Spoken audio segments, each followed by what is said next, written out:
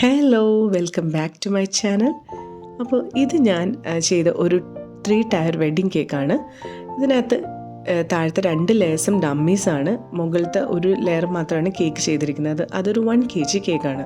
അപ്പോൾ ഇതിനായിട്ട് ഞാൻ ഏറ്റവും താഴത്തെ ലെയറിലേക്ക് എടുത്തിരിക്കുന്ന ഒരു 10 ഇഞ്ചിൻ്റെ ഡമ്മിയാണ്. അത് ഞാൻ നന്നായിട്ടൊന്ന് ക്ലിങ് റാപ്പ് ചെയ്തെടുത്തു. പിന്നീട് നമ്മുടെ ബോർഡിലോട്ട് അറ്റാച്ച് ചെയ്യുന്ന ഭാഗത്തേക്ക് കുറേ 2 സൈഡ് ടേപ്സ് ഒട്ടിച്ചിട്ടുണ്ട്. ഇതിന് ഡമ്മീസിന് തീരെ വെയിറ്റ് ഇല്ലാത്തതുകൊണ്ട് തന്നെ ബോഡിയിൽ നിന്ന് അങ്ങോട്ടും ഇങ്ങോട്ടും മാറിപ്പോകാനുള്ള ചാൻസസ് വളരെ കൂടുതലാണ്. അതുകൊണ്ട് ഇത് നന്നായിട്ടൊന്ന് അറ്റാച്ച് ചെയ്തിരിക്കാൻ വേണ്ടിയിട്ടാണ് ഞാൻ ഇതിനകത്ത് 2 സൈഡ് ടേപ്സ് ഒട്ടിച്ചിരിക്കുന്നത്. ഇപ്പോൾ നല്ലതായിട്ട് നല്ല സെക്യൂർഡായിട്ട് ഇരിപ്പുണ്ട്. നമുക്കിങ്ങനെ പിടിച്ചാലൊന്നും അനങ്ങത്തൊന്നുമില്ല, അത് നന്നായിട്ട് ഇരുന്നോളൂ. അപ്പോൾ അതിന് വേണ്ടിയിട്ടാണ് ഞാനിവിടെ 2 സൈഡ് ടേപ്സ് യൂസ് ചെയ്തിരിക്കുന്നത്. ഇത് ഞാൻ തൊട്ട് മുകളിലത്തെ ലെയറിൽ വെക്കാൻ വേണ്ടിയിട്ട് എടുത്തിരിക്കുന്ന ഡമ്മിയാണ്. ഇതൊരു 8 ഇഞ്ചിൻ്റെ ഡമ്മിയാണ്. അപ്പോൾ ഏറ്റവും താഴത്തത് 10 ഇഞ്ചും അതിന് തൊട്ട് മുകളിലത്തത് 8 ഇഞ്ചും. ഇത് രണ്ടും ഞാൻ ക്ലിങ് റാപ്പ് ചെയ്തിട്ടാണ് വെച്ചിരിക്കുന്നത്. അപ്പോൾ ഞാൻ ഈ 2 ഡമ്മീസും ക്രീമിൽ നന്നായിട്ടൊന്ന് ഫ്രോസ്റ്റ് ചെയ്തെടുത്തിട്ടുണ്ട്. ഈ ബേസിൽ കൊടുക്കുന്ന ഡമ്മിയിലും നോർമൽ കേക്കിൽ ചെയ്യുന്ന പോലെ തന്നെ സൈഡ്സിലും ഡവൽസ് ഞാൻ കൊടുത്തിട്ടുണ്ട്. നടുക്ക് ജസ്റ്റ് ഹോൾ ഇട്ടിട്ടേ ഉള്ളൂ, ഇൻസേർട്ട് ചെയ്തിട്ടില്ല സ്ക്യൂർ. ഇതിൽ ഞാൻ ഗോൾഡ് സ്പ്രേ ചെയ്തെടുക്കുന്നുണ്ട്. നോർമൽ ഹാൻഡ് പമ്പാണ് യൂസ് ചെയ്തത്. ലസ്റ്റർ ഡസ്റ്റും വാപ്രെക്സും മിക്സ് ചെയ്തൊരു സൊല്യൂഷനാണ് ഇതിനകത്ത് യൂസ് ചെയ്തിരിക്കുന്നത്. ഇനി ഈ 8 ഇഞ്ചിൻ്റെ ഡമ്മി 10 ഇഞ്ചിൻ്റെ ഡമ്മിയുടെ മുകളിലോട്ട് പ്ലേസ് ചെയ്യണം. അതിനായിട്ട് ഞാനൊരു സ്ക്വയർ ഇതിൻ്റെ സെൻറ്ററിലായിട്ട് മൊത്തത്തിൽ ലെങ്ത് ആ ഒരു ഡമ്മിയുടെ ലെങ്ത്തിൽ തന്നെ അകത്തോട്ട് ഇൻസേർട്ട് ചെയ്ത് കയറ്റിയിട്ടുണ്ട്. അതിന് നമ്മൾ ആ സ്ക്വയർ പിടിച്ച് ജസ്റ്റ് ലിഫ്റ്റ് ചെയ്ത് മറ്റേ ഡമ്മിയുടെ മുകളിലോട്ട് വെച്ച് കൊടുത്താൽ മതി. വളരെ ഈസിയാണ്. ഇതായിരുന്നു എൻ്റെ പ്ലാൻ. പക്ഷേ അതിൻ്റെ ഇടയ്ക്ക് എനിക്കൊരു അബദ്ധം ഇവിടെ പറ്റിയിട്ടുണ്ട്. കാരണം എന്ന് വെച്ചാൽ ഞാൻ ഈ ഡമ്മി ഫ്രോസ്റ്റ് ചെയ്യുന്ന ടൈമിൽ ഒരു 2 സൈഡ് ടേപ്പ് ബേസിൽ ഈ ഡമ്മിയിലായിട്ടൊന്ന് സ്റ്റിക്ക് ചെയ്തിരിക്കാൻ വേണ്ടിയിട്ട് ഒന്ന് ഒട്ടിച്ചു കൊടുത്തിട്ടുണ്ടായിരുന്നു. ആ ഒരു 2 സൈഡ് ടേപ്പ് കാരണം എനിക്ക് ആ ഡമ്മി ഒരു തരത്തിൽ അതിനകത്ത് ഇളകി വരുന്നില്ല. ഈ ഒരു സമയത്ത് എനിക്ക് ശരിക്കും തോന്നി, ഈശ്വര, ഏത് നേരത്താണ് എനിക്കിത് ക്ലിങ് റാപ്പ് ചെയ്ത് വെക്കാനായിട്ട് തോന്നിയതെന്ന്. കാര്യം എന്ന് വെച്ചാൽ നമ്മുടെ ഈ ക്ലിങ് റാപ്പിലായതുകൊണ്ടാണ് 2 സൈഡ് ടേപ്പ് ഇത്രയും സ്ട്രോങ് ആയിട്ട് ഒട്ടിയിരുന്നത്. പക്ഷേ ഡമ്മിയിലായിരുന്നെങ്കിൽ ഇത്രയും സ്ട്രോങ് ആയിട്ട് ഒട്ടിയില്ലായിരുന്നു. നമ്മൾ ലിഫ്റ്റ് ചെയ്യുമ്പോൾ തന്നെ അത് പെട്ടെന്ന് ഇളകി പോരുന്നേനെ.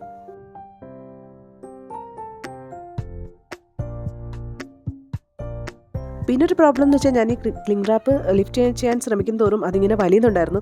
ആ വലിയുന്നതിൻ്റെ കൂടെ തന്നെ ഞാൻ ആ ഫ്രോസ്റ്റ് ചെയ്ത് വെച്ചിരുന്ന ക്രീമും കൂടെ തന്നെ വലിയുന്നുണ്ടായിരുന്നു. അപ്പോൾ നമ്മുടെ അതിൻ്റെ ഫിനിഷിങ് വല്ലാതെ പോകുന്നുണ്ടായിരുന്നു.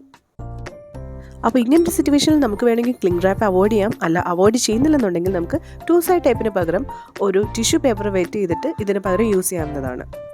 ഇത് ഞാൻ പല വീഡിയോസിലും കണ്ടതാണ്. ഞാൻ പേഴ്സണലി യൂസ് ചെയ്തിട്ടില്ല.